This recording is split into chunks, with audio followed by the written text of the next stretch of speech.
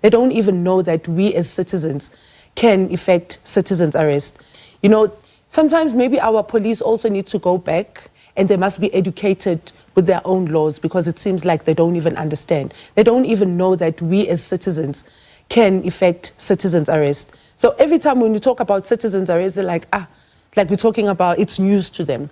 So the government really needs to do something, because while we will not just watch our country go down the drain, because our children will suffer and things are getting bad every day. I mean, you go to the CBDs, not just Joburg, any CBD, you'll notice that most of the people that are there are foreign nationals. So we are here as citizens because complainants have been following the proper channel that you are talking about, but they don't find joy on those channels. So as citizens, we've got a right as citizens to effect an arrest. It's there in the Constitution. You can look at your Constitution. Citizens arrest. Noble idea. You are doing something wrong.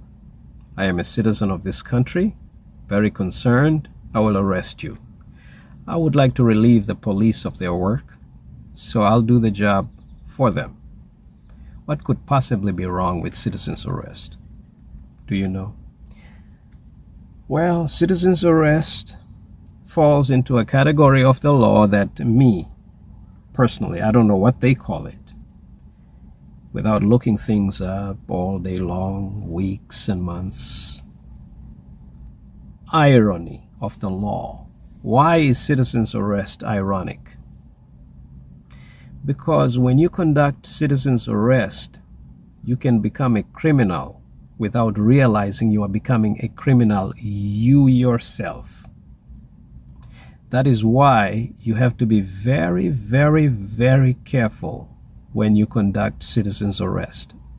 As a matter of fact, I'll go ahead and tell you, you should never, ever, ever, ever conduct citizens arrest unless you really know the law, the code around citizens arrest. You must literally go to the Constitution of South Africa, download it, get a paper copy of it, and read and understand fully well how citizens arrest should be conducted if you don't want to become a criminal, you yourself. Why is that? Because, I'll get to the point, police have qualified immunity. People who've been trained to be police officers and uniformed may have sovereign immunity. And people of the law, or people who serve the government, work as government employees or diplomats, may have diplomatic immunity and absolute immunity. You don't have any of those. You are not protected. That's number one. I don't think there should be anything as absolute immunity anywhere. But anyway, that's for another time. What are the other problems with citizens arrest?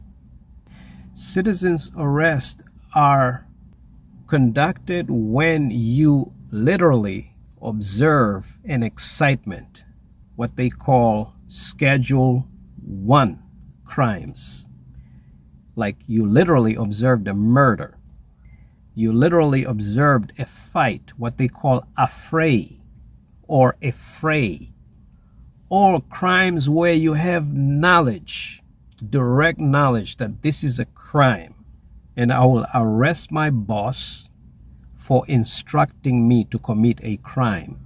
Those are the kinds of situations where you should be conducting citizens arrest.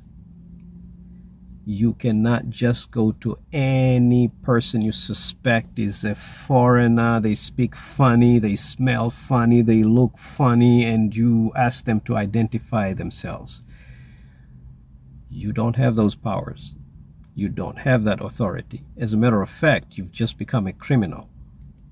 When you do that, you've just become a criminal, because when you go to court, the judge will ask you, how did you notice this person anyway? And you will say they look foreign, or they smell different, or they talk different. You don't have qualified immunity. You don't have protections of a police officer. You cannot do that. Let me give you other examples that I think fall in this category that I call irony of the law.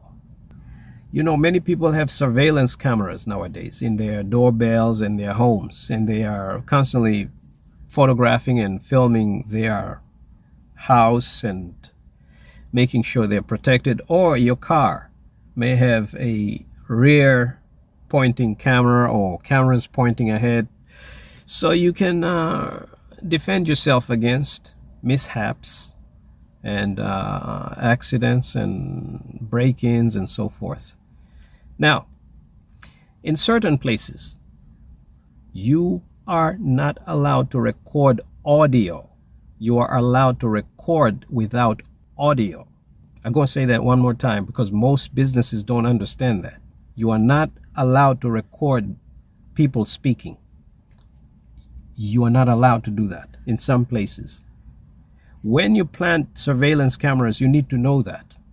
Because if you show up to court and you have evidence, you yourself will be charged with committing a crime because you did not Let me tell you this. Ignorance is no defense in certain countries. Just because you didn't know it, you cannot just say to court, to the judge, the court, which is the government, by the way, that I didn't know. Ignorance is no defense. I won't tell you that one more time. Just because you didn't know it, you cannot get, you think you can get away with a crime. It doesn't work like that. Of course, the court will make adjustments after the judge is done, but it's not the judge has discretion to charge you and convict you. After the judge is done, then the adjusting courts and the human rights organizations and newspapers will deal with that. But you've been convicted, homie. Once you've been convicted, there is no reversing that. That's on record. It's a public record. It's done. You cannot get out of that. Wherever you apply for a job, that comes up. You've been convicted. Public record. Permanent. Eternally. And of course, there are a few other examples you can think of where you could be committing a crime without realizing you're committing a crime. Okay? There are also other rules about these cameras, which I don't want to go into how to record. If you record a video and you intend to publish it publicly, there are rules in certain places where you yourself must be in that video. Okay? If you wiretap somebody, you trying to do detective work, there are rules around that. You have to have 3 people in some places in that conversation. And when you publish it, your voice must not be deleted. You must have your voice in there, in the places I know. Okay? Those are to safeguard against sexting, like you blackmail your girlfriend for pornographic acts, for example. And to safeguard you just wiretapping, it doesn't matter that they're committing a crime. You are not allowed to publish that recording unless you yourself are in that recording, because you make the third party in that recording. So those are instances where you can become a criminal without knowing you are becoming a criminal. You have to be careful about this talk of citizens arrest. Just because it's a term in South African people, they don't like to read. And just swing it in, wing it in. I say, sit down and study it. But that hurts. Studying it hurts. These people didn't go to school. How they avoided going to school? How are they going to sit down and study 3, 4, 5 years of Marx or the Constitution of South Africa? It's very painful. It's very painful.